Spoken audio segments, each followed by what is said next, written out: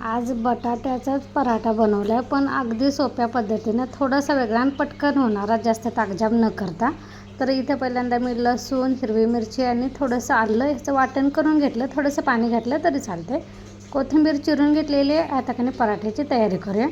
इथं मी 3 ते 4 बटाट्यांना कणी 3 शिट्ट्या करून घेतलेल्या आहे. त्याची सालं काढून कणी एका बुट्टीमध्ये ठेवलेलं आहे, कारण मला ते मळायला सोपं पडेल. त्यात केलेलं वाटण टाकायचं आणि मिक्स करायचं. आता हातानं थोडंसं गरम असताना केलं कसं गाठी पण होत नाहीत आणि गाठी पटकन असं निघतात, म्हणून गरम गरम असतानाच कणी थोडंसं कसं करून घ्यायचं.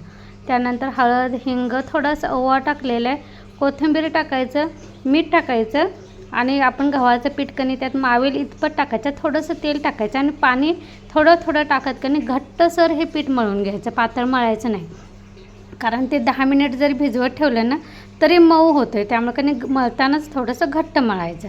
त्यानंतर तेलाचा हात लावून थोडा आपल्या पेढ्यात होईल कणी पेढ्याचा आकार असेल तितका गोळा बनवा, की थोडासा मोठा बनवला तरी चालेल. तुम्हाला जसं पराठ्याचा आकार हवा असेल ना तितका बनवायचा आणि पीठ लावून लाटून घ्यायचं आणि मस्तपैकी तेल किंवा तूप लावून कणी खरपूस असे, म्हणजे कसे तांबूस कलरचे डाग येईपर्यंत आपण तव्यामध्ये भाजून घ्यायचे. अशा पद्धतीनं पराठा केला की नाही आपला वेळ पण वाचतो आणि जास्त ते बटाटा परत सारण भरा, परत ते पुरणपोळीसारखं करा, त्याला लय असं किचकट वाटतं. तसं वाटत नाही, सोप्या पद्धतीनं वाटतं. पण बटाट्याचा पराठा अगदी छान जसा आपण सारण भरून करतो ना तसाच लागतो आणि उलट सारण वगैरे बाहेर येण्याची भीती पण नसते. त्यामुळे नवीन जे बटाट्याचा पराठा ज्यांना येत नाही की नाही, नवीन शिकणाऱ्या मुलींसाठी अगदी सोपी पद्धत आहे. एकदा नक्की ट्राय करून बघा.